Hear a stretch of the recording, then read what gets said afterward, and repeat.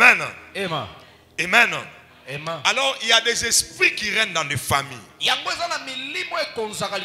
a des esprits qui règnent dans les familles. Les esprits qui dirigent les familles. Les esprits qui déterminent même l'environnement de la famille. Et à partir de certains éléments de la famille, à partir de certaines histoires qui se passent dans la famille, à partir des événements qui se produisent habituellement et généralement, souvent dans la famille, nous pouvons déjà déterminer, dire quel est l'esprit qui règne dans cette famille-là. Donne-moi un grand amen. Et nous avons lu ensemble avec vous 3 versets. Le premier verset, il s'agit, n'est-ce pas, d'un homme dont la Bible nous dit, un homme qui vivait dans les sépulcres. C'est-à-dire dans le cimetière. Alléluia. Cet homme a eu la grâce d'être délivré par notre Shiloh Jésus. Cet homme-là demeurait dans le cimetière. Là où les gens normaux ne peuvent pas aller habiter. Je ne sais pas si toi tu peux faire ça. Alléluia. Amen. Amen. Aujourd'hui, si on nous amenait dans un cimetière, et je vois même lorsque nous entrons dans les cimetières, il y a des gens qui deviennent sérieux. En fait, moi, dans mon époque, quand j'étais encore jeune comme vous, alléluia. Amen. Il nous arrivait, il y avait des cimetières déjà abandonnés, n'est-ce pas, qu'on n'utilisait plus. Parfois, il nous était demandé de traverser là pour aller dans un autre quartier. Quand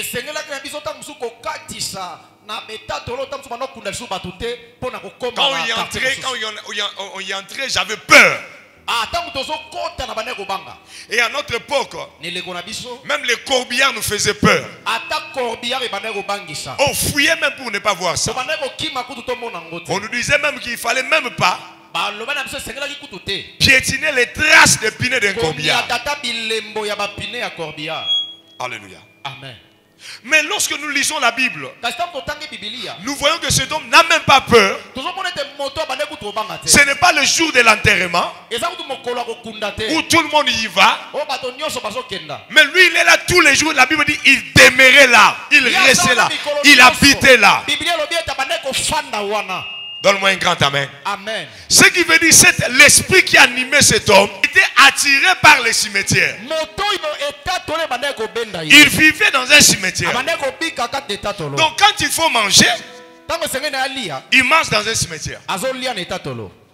D'accord avec moi? D'accord avec moi? Quand il faut penser, faire des projets, il le fait dans un cimetière. Donc il y a des familles qui sont, n'est-ce pas, conduites par les esprits des cimetières. Qui veut dire l'esprit des morts. C'est pourquoi vous allez remarquer une chose. Dans cette famille-là, ça dit ils sont généralement, habituellement que dans des cimetières. Si ce n'est pas pour aller enterrer l'oncle, c'est pour aller enterrer tante, c'est pour enterrer grand-mère, c'est pour enterrer petit frère. Et généralement dans cette famille-là, les gens meurent très tôt. Je suis en train de parler à quelqu'un.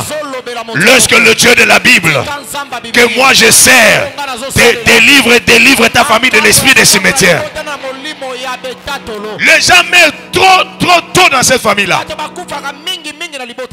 Bamesa na okufe là. Baza habitué na okufe là. Au moins nous accompagné mutu na cimetière. Bokoti boko kunande go na bino. Mais bango tellement bakufe la mingi. Yé tellement que na cimetière mi passé non ça. Ayebi cimetière na niveau mo se rendre que c'est bokia. Ce bokoti kabino bokoti makam na bino. Ayo tika bino. Mais yo monaka déjà bando kende. Abanoke on a kena profiter na tala côté kunaka yaya. Na ta côté kunaka leki na biso. Omona bozo na matanga. Bino bozo lela. Yo kaza zo lelisa yo. Nzo kazo lela kana bango. Dans la côte, on a kansi yaya.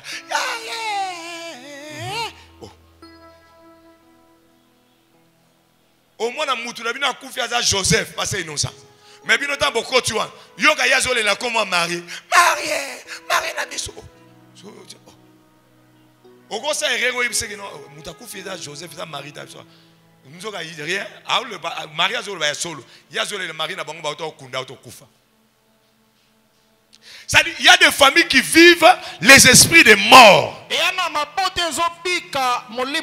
Ils se marient dans les cimetières. C'est-à-dire, ils se marient avec un esprit de mort. Ils font des fêtes avec un esprit de mort. Alléluia. Amen. C'est pourquoi vous allez remarquer certaines d'autres familles. Même le jour de leur enterrement, ils peuvent encore mourir d'autres personnes. Esprit de mort, esprit de cimetière, une famille cimetière. Bakufe la galogwa na concurrence. Ceux qui n'ont pas coupé le diazou, c'est nous bino coupé pour ça. Calamité biso to coupé le monde. Alléluia. Non, donne-moi un grand amen. Amen. Na yoka ki otepe sanga amen moi makasenda. Amen. Lobanzambe tata. Longola molimo kufa na famille na ngai. Mais toi-même, tu ne trouves pas ça normal? Ce n'est pas normal. Comment dans votre famille vous mourrez si tôt? Tu as eu combien d'enfants, ma soeur, mon frère? Tu as déjà enterré combien? Ce n'est pas normal. La Bible ne nous dit pas que les parents vont enterrer le fils. Mais la Bible nous dit que c'est les fils qui vont enterrer les parents.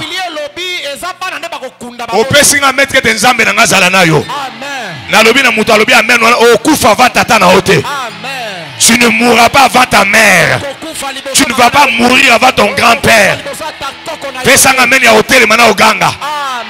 Donne-moi un amen et lancé. Mais comment toi tu peux mourir avant ton grand-père? Ah, nena mwana muto atema bi nzambe tata. Na okufa liboso tata te. Na okufa liboso koko te. Ça dit une famille où vous pouvez trouver les grands-pères, il est là, mais les jeunes sont en train de mourir. Nena mwana muto atema bi, ça ce n'est pas normal. Ça ce n'est pas normal. Non, yo mona normal hein. O mona normal. Tata la bino koma okeno kukundaka bino. Koko na bina kena okunda bino nga mukola liwana nga koko moko ya nga kozate. Ba koko na ba kozate. Ba koko nazo basali ba o ba boti ba tata na biso. Ba kozate. Ba koko ngai fo bazana mukola liwana ngeza ba bana ya bana na ngai. Na bana ya bana. Amen. Ba koya. Koko na biso moko te na interdit bino. Okoya na cimetière na ngate, côté na liwana ngate. Oya osani. Parce que yo faut so kufi. Amen. Eh oui. Donc, ngata na okende fo yo foza so kufi. Yoko ngala ko kufa va yote. Na ko kufa va tata na ngate. Tata na ngame mama na bako ya na cimetière na ngate. Amen. Bako même ko yeba ngote po bako mona ngote. Il faut ba mi kufile avant po mko ngala kufa ba ba yeba place na kuba kunda ngate. Amen. Et nakase ba twa lo belanga amen na makasi. Amen. Donc ça dit cet homme vivait dans un cimetière. Non, bien mais je vous dis, il y a des gens qui vivent dans des familles cimetières, c'est-à-dire des familles où il y a l'esprit des morts. Vous sentez l'esprit des morts en train de régner dans la famille. C'est-à-dire même leur mariage, il y a un esprit de mort. Bien, mais tu vois quelqu'un se marier après 2-3 mois, il meurt. J'aimerais voir quelqu'un se lever et dire ça, ce n'est pas normal. Vous voyez quelqu'un en train d'aller accoucher et mourir. Ça, ce n'est pas normal. Ta maternité ne sera pas la morgue. Tu iras dans la maternité pour la joie. Ce n'est pas toi qui vas pleurer, mais c'est l'enfant qui va naître qui va pleurer parce qu'il est entré dans le monde. Toi et ton enfant, vous sortirez de la maternité vivant. Je suis en train de bénir quelqu'un qui est dans cette salle. Je dis, tu iras dans la maternité pour prendre ta femme et prendre ton fils, ton enfant et sortir avec joie. Tu n'iras pas à la maternité pour aller pleurer l'enfant ou pour aller pleurer la femme. J'ordonne maintenant le Dieu de la Bible J'ordonne maintenant au nom de Dieu de la Bible, laisse qu'à partir d'aujourd'hui, que vous n'irez plus à la maternité pour plaire les enfants, pour plaire vos femmes, pour plaire les enfants, mais que vous alliez retourner dans la joie. Que celui qui m'a donné un grand amen reçoit cette bénédiction. Alléluia. Amen. Et vous allez trouver des familles, il y a des familles comme ça, familles cimetières. L'esprit des morts est là partout. Comme je disais, cet homme, la Bible dit, il vivait dans un cimetière. Oui, il y a des gens, ils vivent dans un cimetière sans le savoir. Oui. Alléluia. Amen. Ils vivent dans un cimetière. Vous savez, un frère est allé se marier. On lui a dit, cette famille-là, c'est un cimetière. Et ils enterrent les gens. Bakunda mobile à Yaya, Bakunda mobile à Leki. C'est-à-dire, ils ont enterré les maris de la grande sœur. Ils ont enterré les maris des petits frères, petites sœurs. Ils ont enterré les maris des petits frères. Toi qui y vas maintenant, tu seras peut-être le 8e. Je te dis au nom de Jésus-Christ, ça ne sera pas toi. Tu ne seras pas parmi les cadavres qu'ils vont enterrer. Lobelanga amena makasenda. Telema beta mabolba nzambe tata. Na okota na lisa bakufite. Au nom de Jésus. Alléluia. Amen. Je connais un exemple dans la Bible. Un exemple dans la Bible. Une femme, il a accouché, mais elle habitait la même maison avec une autre femme. Dans le livre de 2 Rois chapitre 6 verset 28. La Bible dit un jour, cette femme-là, son ami lui dit, mangeons ton fils. Demain nous allons manger mon fils. Vous voyez, cette femme-là est partie. C'est qu'elle ne savait pas. La maison où elle est allée habiter. La femme avec laquelle elle est allée habiter. Soi-disant amie. Elle est une famille cimetière. C'est-à-dire, s'il n'était pas entré dans cette maison-là, elle n'allait pas perdre son fils. Cette femme-là lui a obligé. Je crois bien qu'il lui a dominé avec un esprit. Bien, mais lorsque vous êtes dans une famille cimetière, bien, mais cet esprit-là va commencer à dominer même vos maladies. Tu vas mourir même pour un petit rien. C'est pourquoi tu vas trouver dans d'autres familles, les gens meurent même pour le mal des dents. Les gens meurent même pour un petit rien là. Alléluia. Amen.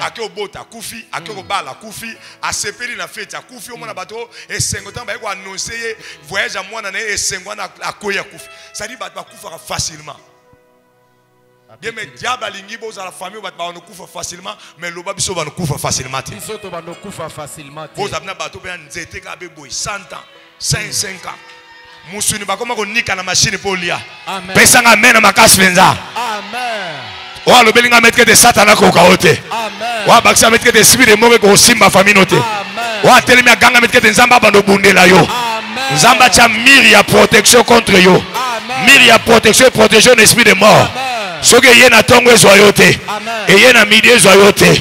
Et luki yo kuta yo te. Amen. Okomone yana ba famille musu même examen d'état et bendaka liwa. Famille moko esprit de mort et tellement. Bango même examen d'état, ko sepe l'examen d'état fo muta kufa. Oka ko tanga zo examen ba o sepe la boy, ba bimi, ba matina moto ba koyi, musu ba koyi na koya ya sous région. Ba tuta bango na ba nemo to leka kala. Ba kufi soki 3 mon collègue examen d'état. Mususu collation to leka dernièrement on fait ba 2016 ou 2015 sur na bourse inter. Ba wuti campus bazo ya brûle la vitesse wala brûle. Na kata ya voiture ba louaki. Soki 7 ya famille ba kufi mukolo mo. Soki to lela nani 7 okufi liba na 7. Alléluia. Mwana mwaso akokota nzoka ndako akoti kuna baliaka bana. Ya ba famille su baliaka bana. Il y a des familles qu'on mange des gens. Je vous dis. Mais vous savez, quand je n'étais pas dans l'église des réveils, avant d'être pasteur, parfois j'ai pensé comme toi ou bien comme les autres sont en train de penser.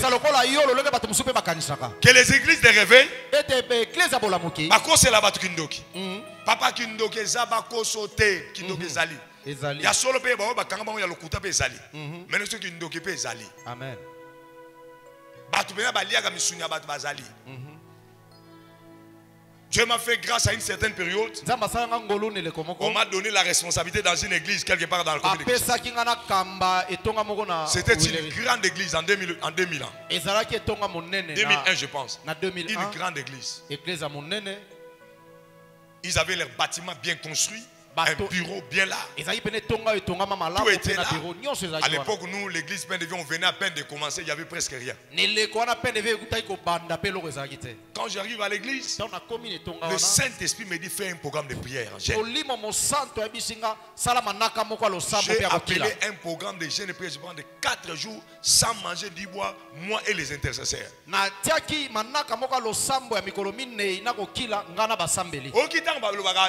Pasteur, alliance na hier papa eza pamba te boyebi pasteur wana ba parcours alekate ya solo o tel mukie no sili mama sum comme ça ko tombukila ngami yudu o sila boye talaka mu Daudi Lagos o leke mu Daudi Lagos za na ba jatans a sili nyonso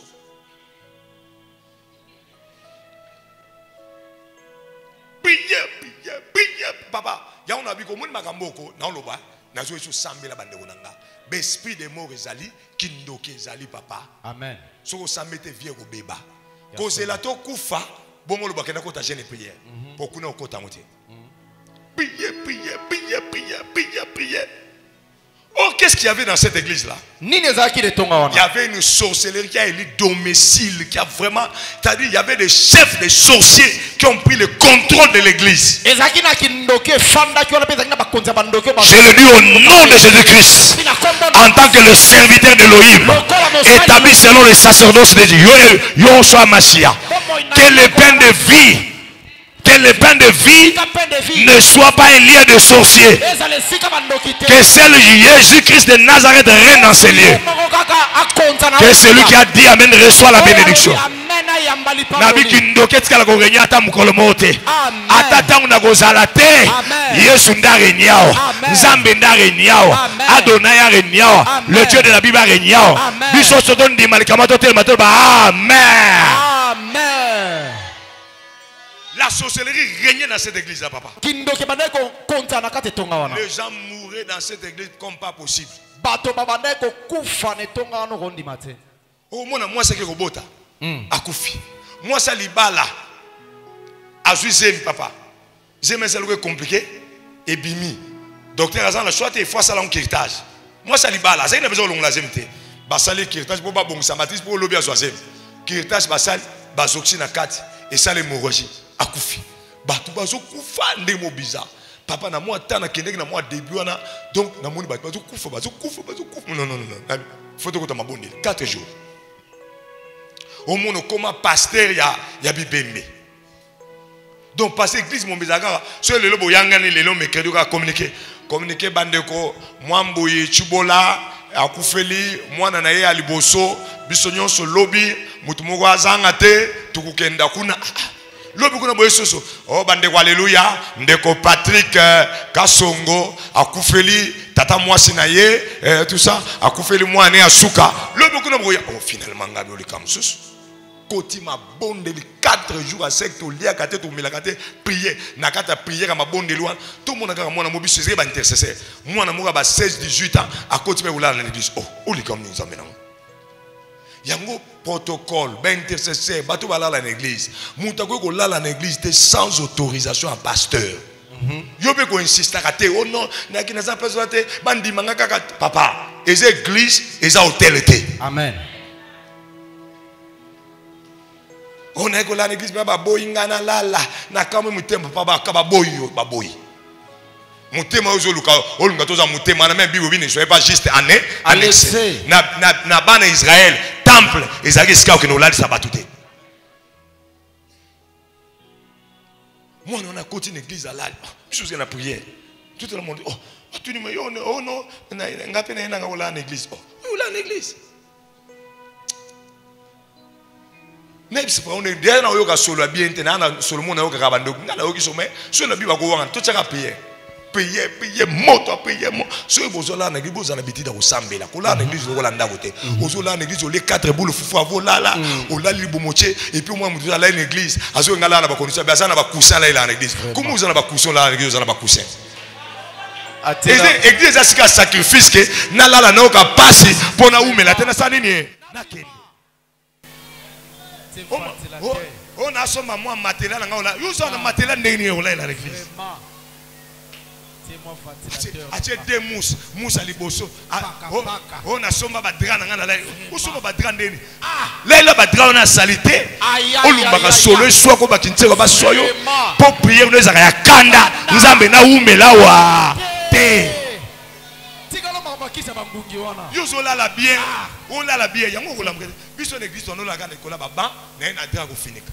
Cousin na ngai Bible. Na oume la l'église de. Vraiment. Tabakisha bangungi. Fantila te.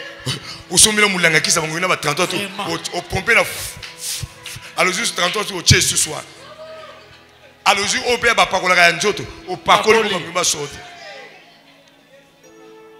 To lala na butu bien aimé tout le monde to sambel ko to bi woto pe maman tant to sambela to 4 moto kabna o to nyo tina siji de pierre o bien ma subezo kita na ba cholo lo bateuse batikali kimia ngate oni na mono to yeti plus mwana lala ala li profondément parce que ma suba bien mukolo ma suba tanga cholo na o mo so la na bande baba kalizaki et il y a 2 moko sur la 4 qui est moi vie oui bien ngoti amoni bata ya groupe de prière kala vraiment bata banda bi osambela tala bata bande ko nga bangwana donc na 4 qui cholo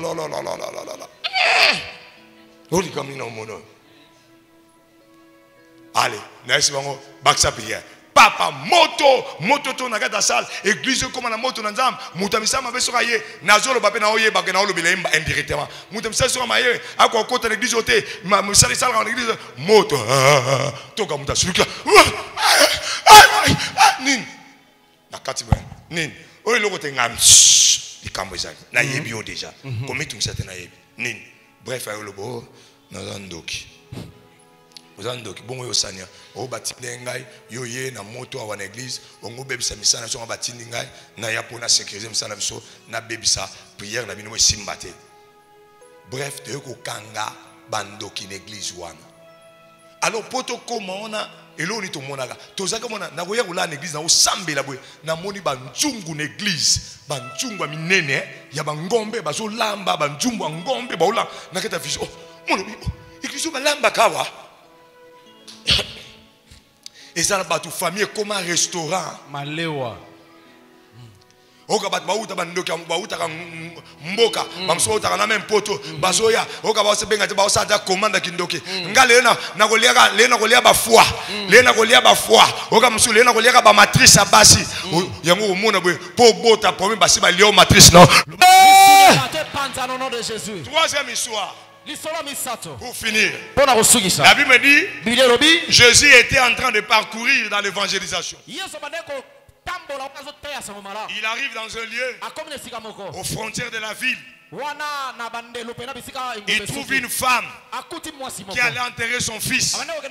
La Bible dit fils unique. Bien, mais la famille cimetière bazarana mawate. Oh non, mutasunga biso ye. Oh mwana ka moko zana ete. Oh non na boti te ba okilata ma obota nanu te. Ate ya o fétis ba ulia. Ya mwana batuso po bota problème. Nabi ane yo bota. Amen. Nabi amo yo kumba se mo bota. Nabi ane o yo kumba se mo bota. Zambe nanga sala yo bolam. Zambe nanga visiter yo. Aboti sa sarana 90 ans. Zambwana mona yo pe. Nabi ménopause kokina no te pona yo. Je dis tu enfanteras. Tu verras de fils grandir. Ton fétiche ne finira pas avorté, mais ça finira un grand garçon qui deviendra ingénieur, qui deviendra président, qui deviendra ministre, qui deviendra père des enfants, qui deviendra grand-père des enfants, qui deviendra grand-mère. Au nom de Jésus-Christ. Bana no barobotama. Bana no barokola. Bana no bakoma ba mama batata. Bana no bakoma bakoko. Bana no bakozwa bakokolo. Oya kite na mokili. Poke no kundaka bana. Oya kite na mokili. Poke no kosopa ka bazemi. Oyo sopa ekoki. Yesu akutani na ye. Azokendo kunda. Nzokande. Akundaki liboso mobali. Parce que la Bible dit elle était veuve. Elle était veuve. Ce qui veut dire ce n'est pas la première fois qu'elle emprunte ces chemins-là. Elle a emprunté ces chemins-là pour aller enterrer son mari. Maintenant elle en emprunte encore pour aller enterrer son fils. Mais heureusement, Rabashana, heureusement, il y avait un homme, l'homme de Galilée, qui l'a rencontré. Je parle à quelqu'un. Ce soir, tu rencontreras l'homme de Galilée. Celui-là qui est la vie, la vérité. Celui qui est capable d'arrêter la mort. Celui qui est capable d'arrêter le chemin de la cimetière. Celui qui est capable de te détourner du chemin de la cimetière au chemin de la bénédiction. Sandarabaro. Je parle à quelqu'un maintenant. Pendant que je parle, je sens l'onction du Saint-Esprit. La puissance de Dieu est là. L'onction de la vie. L'onction de Dieu est là. Quelqu'un sera touché maintenant. Je dis, elle a rencontré l'homme de Galilée. L'homme de Galilée a dit, tu as l'habitude d'emprunter ces chemins, mais ça suffit. Aujourd'hui, je t'arrête. J'arrête maintenant en vertu de la puissance et l'autorité qui m'a été conférée, établie par Yoshua Mashiach. J'arrête l'esprit de mort dans ta famille. C'est fini. Vous n'allez plus aller enterrer. La mort de la sorcellerie n'aura plus de place. N'aura plus de place. N'aura plus de place dans ta famille. Maman, tu as enterré tes enfants. C'est fini. Tu n'enterreras plus. Pendant que je parle, 5 personnes maintenant seront touchées. Seront touchées, saisies par la puissance de la vie. La puissance de la résurrection. Je sens l'onction de la résurrection. Je sens l'onction. L'onction de la résurrection est là. Je sens l'onction de la résurrection. Je suis en train de voir les gens sortir maintenant des cimetières. Je suis en train de voir les marmites de la sorcellerie être bousculées maintenant. Je suis en train de voir les chèvres libérées. Je vois des chèvres. Si tu étais une chèvre, si toi tu étais une chèvre, une poule, de manger pour la bonne année, aujourd'hui c'est fini. Je te libère. Je te libère. Je te libère. Sois libéré. Sois libéré. Reçois ta délivrance. Reçois ta délivrance. Tu ne mourras pas. Tu ne mourras point. Tu vivras. Rabarobosha. Tu ne mourras point. Tu vivras. Et toi, tu rencontreras les œuvres de l'Éternel. Yandarabaroboshe. Quelqu'un est saisi. Quelqu'un est saisi. Quelqu'un est saisi. Quelqu'un est saisi. Quelqu'un est saisi. Quelqu'un est saisi. Toi, tu ne mourras pas. Tu n'enterreras plus. Tu n'enterreras plus. Dieu est là. Jésus est là. Il est là, il est là, il est là. Le Dieu de la délivrance. Il est là pour te libérer. Il est là pour te libérer. Il est là pour te libérer. Si ton frère est mort, si ta sœur est morte, toi, tu ne mourras pas. Tu ne mourras pas. Tu ne mourras point. Je dis tu ne mourras point. Tu vivras et tu rencontreras les œuvres de l'Élohim. Tu verras ta bénédiction. Tu verras ton élévation. Tu verras tes enfants. Tu verras tes petits enfants. Tu verras tes petits enfants. Tu verras des petits enfants. Je te bénis au nom de Jésus. Reçois la vie de Jésus. Reçois la vie. Reçois la vie. Reçois la vie. Reçois la vie. Quelqu'un touche maintenant. Quelqu'un touche maintenant. Quelqu'un touche maintenant. Alléluia. Jésus l'a arrêté. Femme, femme, tu vas où? Je vais enterrer mon fils. Comme j'avais enterré mon mari. Jésus a dit c'est fini. Tu as enterré le mari. Tu viens enterrer le fils. Non, non, non, non. J'ai dit non. J'ai dit non. J'ai dit non. C'est là que vous avez enterré. C'est fini. Ça suffit. Maman, ça suffit. Maman, mon frère, ça suffit. Laisse que maintenant, au lieu d'aller dans l'église d'Éden, vous irez dans l'église de mariage. Donne-moi un grand amen. Un amour à 1000 personnes. Je vais voir 1000 personnes se lever. Dire amen. Alléluia. Amen. Vous savez, les causes, parfois il y a des causes. Il y a des causes, des interdits que les gens n'ont pas respectés. Les sourds démoniaques ou de la sorcellerie. Il y a d'autres causes aussi qui sont liées au manque de respect des liens sacerdotales. Les gens qui ont touché à ce qui appartient à Dieu.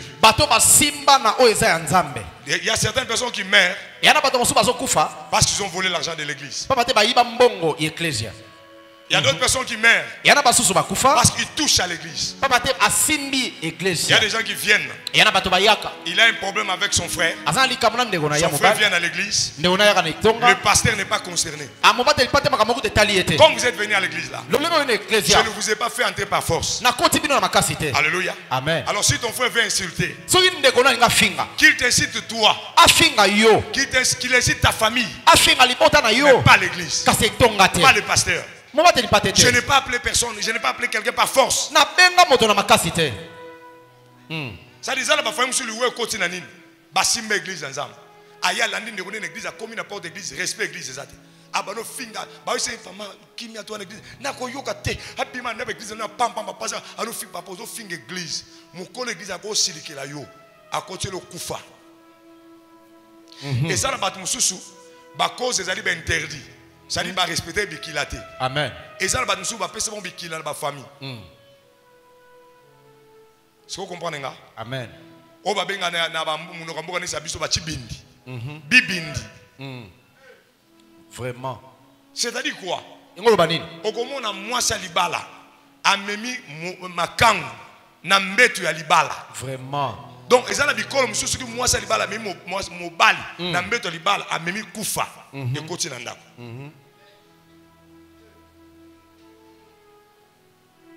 Alléluia. Amen. Et ça, la bâtiment est lié dans le koso. Il y a solo. Tata abala moi na batute. Par exemple, moi c'est nanga deux tozana mom. Moi c'est nanga mom.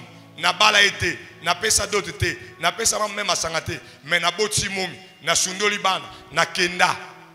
Mama tika la boko libana, bana balimba bala, ngana ngai ne tata. Naza tata. Et puis on a mbonga libala moi nazo cha munoko, abano ganga wana. Bakolo famille wana, bakoko loba maloba. Et ko kanga yo. Et bano me mona kufa. Parce qu'en réalité, même si on peut il faut ça par respect. Oya na kombi kitisa. Okoyo ganga te. Obala moi na bangote. Oboti moi na bango. Ngo ko lobate komi na droit. Ya ko liambonga libala. Yo liambonga o pesa papa ona liambonga libala te, mais yo lingo liambonga libala ndenge nini. Vraiment. Frère, nazo sur le kamasolo. Toza ba na nzambe nzambe msu faut respecter. Soko lia o pesa mbonga libala te ya mwasi na yo. Ba eko bala mwana na yo na ebisio. Mikitisa la famille wana. Ko lobate nga na sambe la ke kokanga ite. Allez, et pose au décider mo libala babi combien? $3000. Bazo diso oboyi. Oza ndoki. Ndoki. Ozo ko teki ndoki na vina yo. po bako loba maloba pesa mbongo na bango ozomona bako bana loba maloba siko ko lela makila mwana na bango atangisa na maternité pona koboti lobana wa e ukanga yo oh j'ai aimé il y a une sœur qui est dans l'église je pense qu'elle est là j'ai aimé son père son père a senta maman je pense babota apesa mo libala te mwana wana après wana maman ayako bala tata mususu abokoli mwana wana tamba yeko bala mwana na ye babengi ye et pas mwana papa bazwa ko bala nga tout ça boye au sala dot abi ah te mwana ngai na ko sala liste te ngala ko sa facture te bozonge papa po abokola kiyo yebise ke papa lobi yondo sala facture. Et puis pour papa, ngai na négliger kyo. Papa a selé le moment. Yé a sa la facture. Yé a bali sayo. So qui tang ba opesa mo libala. Akoli kanisa o kanisa ngai. Ngape na zui. Na kumse me bomi tungsa te na ko beta pe libaku te. Tala tata mayele. Yo lokoso. Obala mwana batu te. Oboko la pe mwana te. E komi ba ko bala mwana yo wana ongande tata. E pozo ya o mama musu tata. Azo pe na fier na fete ngo. Plazo ngabala ba yo tata. Oza tata ya nani? Ya nani? Alléluia. Amen. Tant que vous payez ça dot. Moi na ko sabi papa, toke ba ko pesa dot lelo. Papa on a sali facture mam tout. Papa toke ba ko pesa dot, il pesa dot lobi te mwana. Ngana ko ya lobby, ko kutana tata na yo. Pour ceux qui na ye lelo na fête, ba tata ba mami balé ko pesa suspect et ko valoriser yo te. Ngana sa ke erreur na sala mabe mwana nga. Nzamba limbisanga. Kende na lipamboli nanga makambo ele kama malam nabi.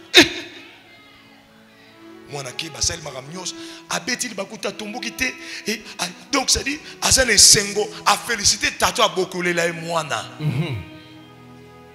ça dit il y a des interdits ezana bikila oui mais makaba kufa mususu na ba famille amen alléluia amen na famille na bino tata na bino azana nyongo ba msio za ba nyongo ba nyongo msio za nini bande yoka na bisa bino ba famille sunisi ba famille ba luba na boti bana 4 ne na boti bana 4 moi na ngali boso fo na pese mulamu ça dit prémisse wana na opese pas tata na ngai ye spola na ngai moi na liboso na balisi mbongo elibala ne na opese pas tata ye na ju na pese tata est-ce que vous comprenez nga amen c'est-à-dire na sisi nyongo na ngai vous comprenez amen bana nanga babali mwana nanga liboso mwa sa bali ya mi bali abali aboti bana ya basi mwana azo bala mwana nanga pa azo pesa mwana nanga mobali yepe fa pesa nga prémisse ponga na pesa ki atata yepa azo pesa ngai yepa ye apesa ngai mais za ba famille mususu tata wana ndenga na zabwe na bota bana me na botika bana mibali il fallait tant on a balisi mwana liboso a mwasi na pesa tata mais tant on a nina balisa na mwana mwasi te na botika mibali mibali moyena pesa tata mulambu ezate so bana na ngai baboti bana basi mwana ngali liboso aboti bana basi misatu mwana liboso abali ba ko zo mulambu ba pesinga ça dit prémisse ba pesinga or ngai na pesa tata na nga prémisse te donc avant nga na lia prémisse wana il faut na zona que pesa ko tata nanga do ye faut lia amen après mi balé ndenga na egolia mais ce qu'on ba tata musu lokoso yo za ne kolo bo respecter be kolo makama ba biloko yo sala kango so ko makama no bitete ngai ba bana na ngana opesa mututé ozo mema ba problème yo mun ba fami musu muna ba bali ba na ko isebino mambuze belea bo tu na ba tata na bino bokoko na bino makambo bokoko ezaka ndenge nini o découvrir pour ceux qui comprennent ngo ceux qui comprennent que bo respecter ngo te o bandeze ko brisa ka ba lien ba coutume wana na famille na yo pour ceux qui te ceux qui brisa ngo te ko kanga bana no na yo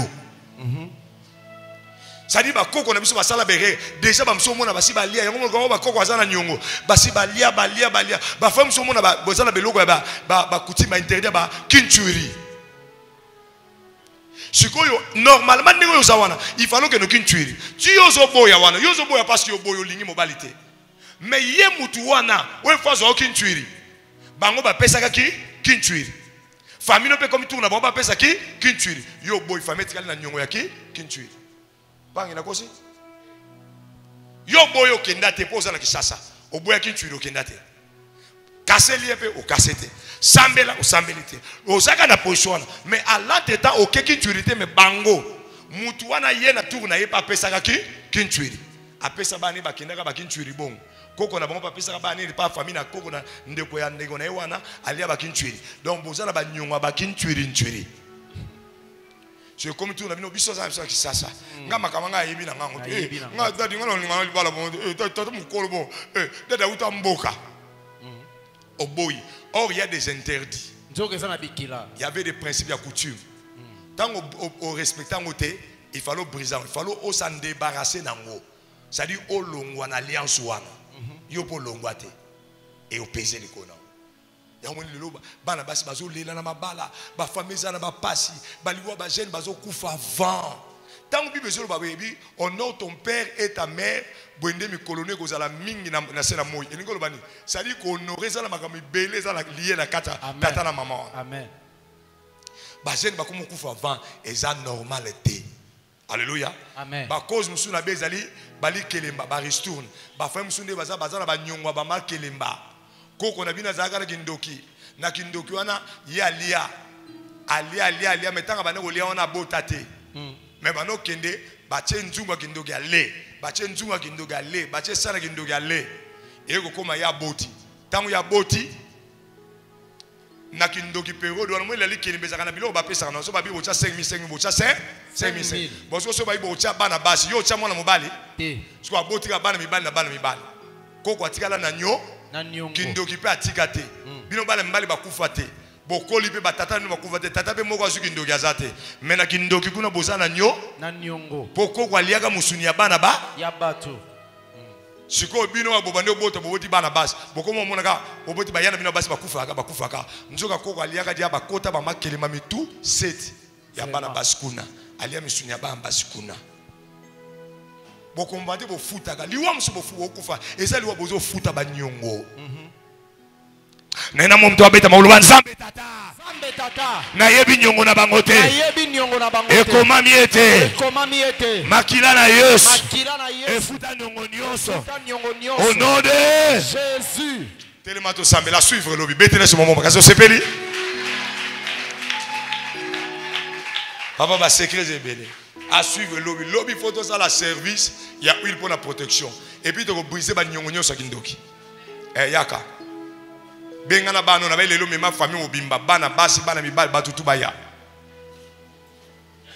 senga OK après vous cherchez bandier me pas Jean César après bien na yebi bino na yeba kana ngai na yebi okokufa moko o continue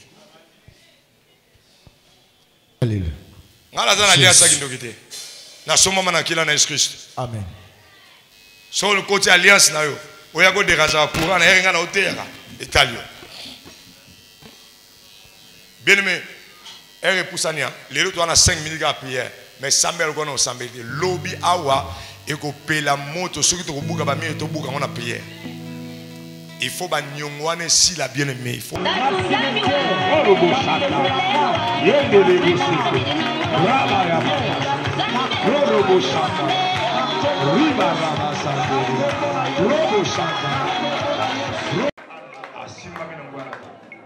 Yesu aina nzela Yesu akukutana nayo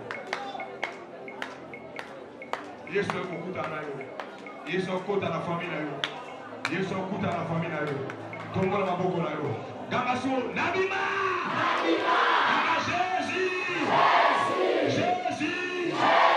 un de toi Jésus nabima